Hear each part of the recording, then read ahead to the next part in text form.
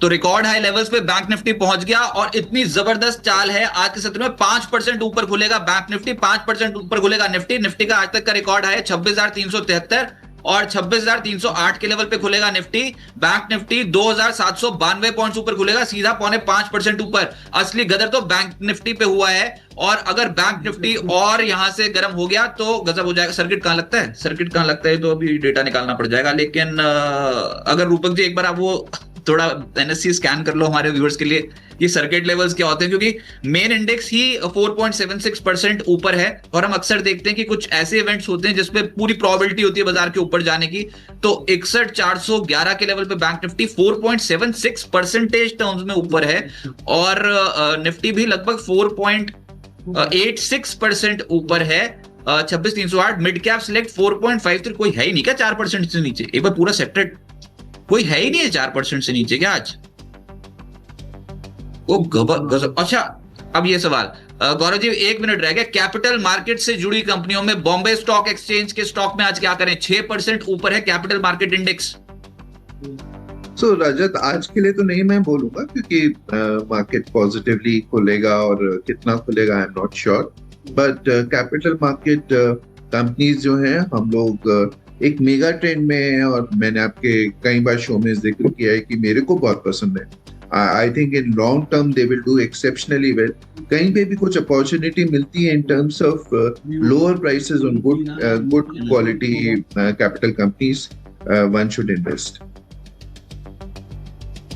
ये बात है। तो फिर अब मार्केट ओपन हो गया है और होने वाला है, और बस तभी देखते हैं कि क्या लेवल्स इंपॉर्टेंट है। जी हाँ, हो गया मार्केट ओपन, और ये टेक हमारे स्क्रीन पे आते हुए नजर आया। अभी फटाफट से देख लेते हैं कि निफ्टी और निफ्टी बैंक की क्या सिचुएशन है। बहुत तगड़ा गैप अप इंडियन मार्केट्स पे देखने को मिला है, और अभी जो निफ्टी आया उसने just missed all time high level 26,341 का हाई लगाने के बाद एकदम से प्रॉफिट बुकिंग आई है, और 25,800 के लेवल पे आया है। तो पहला टेक 26,308 पे था, फिर 26,341 का हाई लगाया, 26,341 के बाद एकाएक प्रॉफिट बुकिंग आ गई, और अब 25,805 के करीब कर रहे हैं कामकाज। 25,800 सर, ओपनिंग पे क्या कहेंगे? ये ऊपर से अगर देखोगे तो लगभग 400 पॉइंट साफ हो गया निफ्टी आज। 400 450 पॉइंट्स से ज्यादा है, 500 पॉइंट्स नीचे आ गया ये निफ्टी हायर लेवल से। बहुत तगड़ी बिकवाली पहले ही टिक में आई है ऊपरी स्तरों पर। सेलोन गुड न्यूज वाली मार्केट तो नहीं बन जाएगी।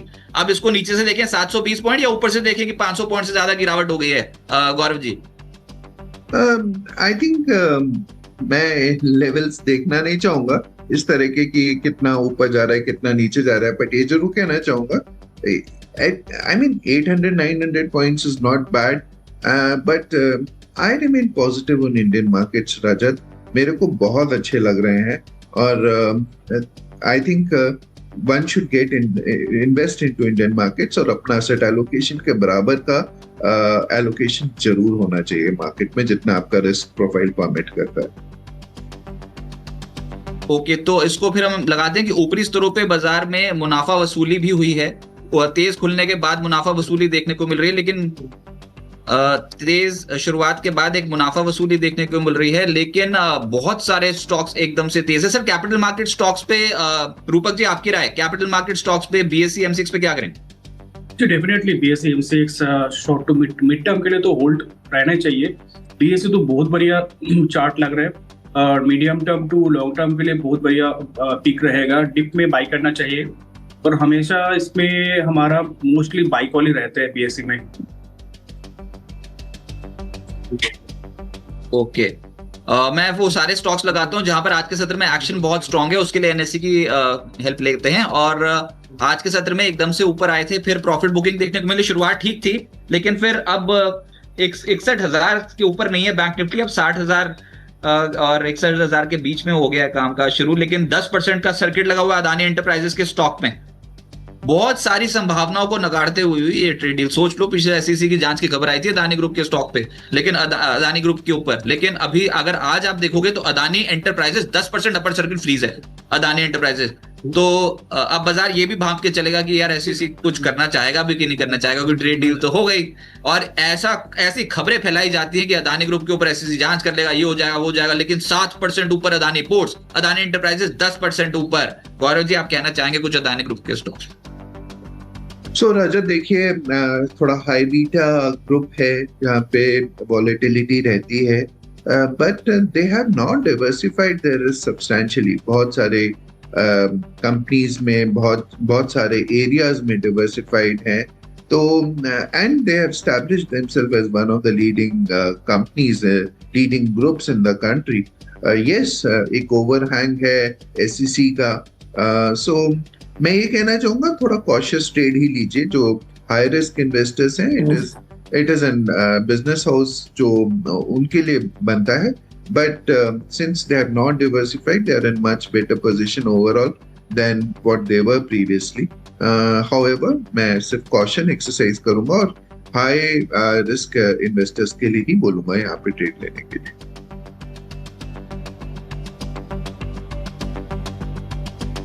ऐसा करता हूँ, मैं दिखाता भी चले जाता हूँ कि वो स्टॉक्स दिखाने बहुत ज्यादा जरूरी हैं। तो कौन कौन से स्टॉक्स में आज के सत्र में तेजी आई? Adani enterprises 10% upper circuit freeze, Adani port 7% ऊपर, बजाज फाइनेंस 0.7% ऊपर, जियो फाइनेंशियल 6% ज्यादा चढ़ गया, श्रीराम फाइनेंस 6% ऊपर, इटर्नल 5.5% ऊपर। कोई लाल में भी है क्या भाई? ओएनजीसी को छूट गया। अच्छा हाँ, कल कच्चा तेल बहुत जबरदस्त तरीके से कल नीचे आया था। और देखो कच्चे तेल पे तो बात नहीं हुई सुबह से, इतनी ज्यादा एक्साइटमेंट थी। ये कच्चा तेल जो था ये कल के सत्र में एकदम से दनादन नीचे चला गया था, लगभग 4%। तो गौरव जी, ये जो ऑयल एंड गैस से जुड़ी कंपनियां, ऑयल इंडिया, ओएनजीसी, ये थोड़ा साइडलाइंस पे रहेंगे आज के सत्र में। ओवरऑल ट्रम्प क्या करना चाहते हैं जो कच्चे तेल के बाजार को प्रभावित करेगा? सो राजा देखिए, क्रूड की स्टोरी थोड़ी सी क्रूड ही है, not so great, because definitely जो अब ऑयल परचेज करेंगे इंडिया, जो डिस्काउंट मिल रहा था इंडिया को, अगर जो ट्रम्प ने बोला है if it is true, then the cost might increase in terms of sourcing of that oil. But India, it's a small price to have been paid for overall benefit of the country. I think that India would be able to take that in its stride and move on. So thoda sa maybe at the current juncture, oil companies, oil related companies pe maybe a no trade would be a better trade. Okay, right. लेकिन mid cap stocks पे क्या action है? पहले तो आपको sectors बता दूं कि कौन से सेक्टर्स आज के सत्र में लाइमलाइट में आते हुए नजर आए हैं और कहां पर तेजी बन रही है। कैपिटल मार्केट्स इंडेक्स जो है वो 6% ऊपर। याद करो बस 2 दिन पहले सबसे ज्यादा पिटा हुआ सेक्टर था कैपिटल मार्केट।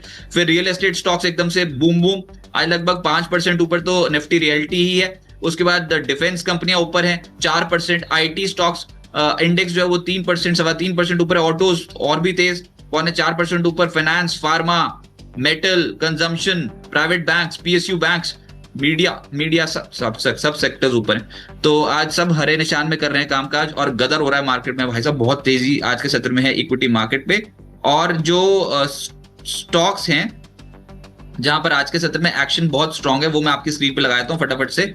और उसमें ऊपर आ रहा है Garware hi tech 20% upper circuit freeze, KPR mill, Garware hi tech, Indo count, Gokaldas exports, Welspun living 20% upper circuit freeze. सारे textile stocks 20% upper circuit freeze.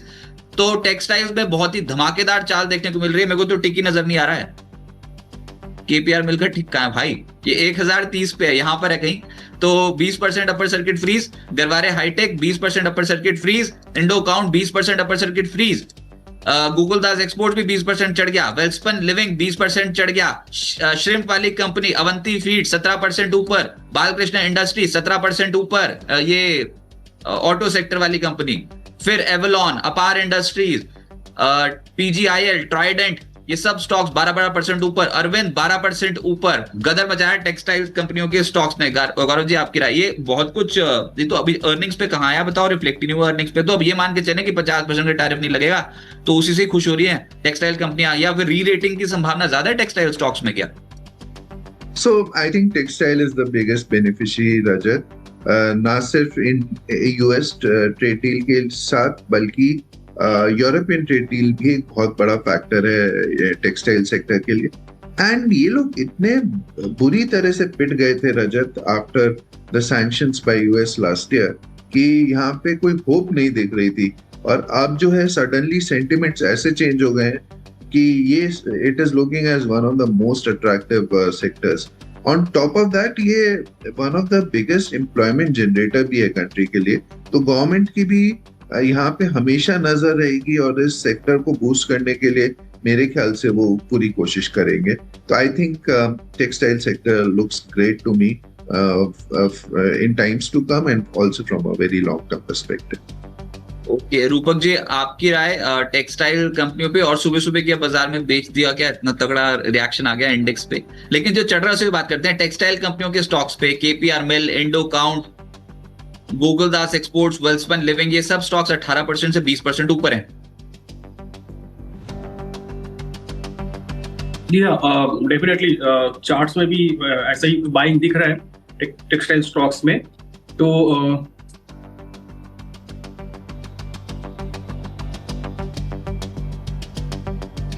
जी हाँ, जैसे वेल्सपन लिविंग, बाकी तो खरीदने का कुछ मौका मिल ही नहीं रहा है, सब 20% ऊपर है। KPR mill, Indo count, Gokaldas exports, Garware hi tech, ये सब एक्सपोर्ट्स वाली कंपनियां ऊपर हैं। लेकिन जो अभी है 17% ऊपर वो है वेल्सपन लिविंग, उसके बाद ट्राइडेंट, अरविंद, ये कंपनियां। जी हाँ, वेल्सपन लिविंग की बात करते हैं तो चार्ट बहुत बढ़िया लग रहा है। नीचे कंसोलिडेशन हुआ था around its 200 weeks moving average, उसके बाद एक ब्रेकआउट आया। तो मुझे लगता है sentiment short term to mid term के लिए पॉजिटिव रहना चाहिए। 180 तक जा सकता है अपसाइड में, और नीचे ये स्टॉक में बाय ऑन डिप स्ट्रेटजी अपनाना चाहिए और स्टॉप लॉस रखना होगा 128 पे।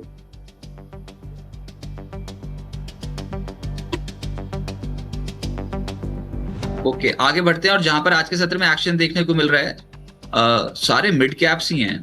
मतलब उसमें भी सारा जो स्कैन कर लोगे ना डेटा, तो आपको ज्यादातर तो नजर आएंगे ये वाले ही, ऑटोज और साथ ही साथ टेक्सटाइल्स, मिड कैप स्पेस में ये सब ऊपर है। अब कहीं बात करें, मतलब सभी 8% और 9% ऊपर है। इतनी तेज शुरुआत हो गई, पूरा सेक्टर ही एकदम से जोश में आ रखा है। तो मैं और सूची और बढ़ाने की कोशिश करता हूं। उसमें इंजीनियरिंग स्टॉक, अनूप इंजीनियरिंग 10.5% ऊपर है, आरती इंडस्ट्रीज, केमिकल्स ये ऊपर है लगभग 13%।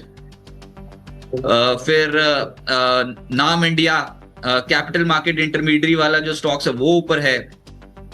अभी मेरे पास फ्लैश हो रहा है कि निफ्टी 20 ऑन फायर, निफ्टी 20 भी ऊपर है। उसके बाद फिर सोना, कॉमस्टार, ऑटो एंसिलरी स्पेस ऊपर है। सर ये ऑटो एंसिलरी स्पेस पे आपकी राय गौरव जी, और यहाँ पर आपको क्या पसंद है, मेन ऑटो ओईएम्स या फिर ये जो कंपोनेंट्स बनाती कंपनियां वो? सो ऑटो एंसिलरी स्पेस बहुत पसंद है रजत। हालांकि यहाँ पे अच्छी खासी रैली भी हुई है पिछले साल, but we remain extremely positive optimistic on auto ancillary space. ये एक ऐसी स्पेस है जहाँ पे इंडियन मैन्युफैक्चरर्स एक ग्लोबल सप्लाई चेन में एक अपना हिस्सेदारी बना ली है। They become primary component of the global supply chain. तो मेरे को लगता है कि ये आने वाले समय में भी अच्छा करेगा। Indian auto ancillary space will become much bigger in times going ahead. और यहाँ पे इंडियन कंपनीज बहुत अच्छा कर रही हैं। अगर आप अच्छी कंपनीज यहाँ पे आइडेंटिफाई करके लंबे समय के लिए रख सकते हैं, और पिछले कुछ दिनों में हमने यहाँ पे करेक्शन देखा है, यहाँ पे अच्छा करेक्शन हुआ है फ्रॉम टॉप लेवल्स। तो अगर आप अच्छी कंपनीज आइडेंटिफाई करके लॉन्ग टर्म के लिए इन्वेस्ट कर सकते हैं, I think it can result in good dividends for investors. अच्छा गौरव जी, ये भी तो बात निकल के आ रही है ना कि ये बहुत ज्यादा बीटन डाउन स्टॉक्स है, मिड कैप और स्मॉल कैप्स। इनको एक चिंगारी की जरूरत थी। चिंगारी का यहाँ तो पूरा का पूरा ऐसी खबर आई है जिसकी वजह से तो बहुत तूफान से ही लग रहा है कि भाई ये आ गया एकदम से। ये मिड कैप और स्मॉल कैप स्टॉक्स की री रेटिंग हो सकती है यहाँ से? इतना बीटन डाउन है और सरदर्द बना हुआ था ये टैरिफ का मुद्दा, तो मिड कैप और स्मॉल कैप्स री रेट हो जाएंगे क्या यहाँ से? रजत हो सकता है। देखिए, द करेक्शन बहुत साइजेबल हुआ है। मतलब अगर हम कुछ कंपनीज की बात करें तो करेक्शन इतना ज्यादा है कि 30, 40, 50% तक करेक्शन हुआ है। कुछ कंपनीज में और भी ज्यादा हुआ है, and some of these are very good companies. There was no real reason for such kind of correction, but at the same time मैं अभी भी ये कहना चाहूंगा कि यहाँ पे वैल्यूएशंस अभी भी थोड़े से हाई हैं। तो अगर बहुत ज्यादा हाई हो जाते हैं देन थोड़ा सा कॉशन रखने की जरूरत है। But at the same time, there was an opportunity and there is an opportunity in this side of the capital market stocks. और एक और चीज कहूंगा यहाँ पे, earnings in comparison to large cap stocks is much better. So I think there is a sense of positivity for small cap and mid cap stocks.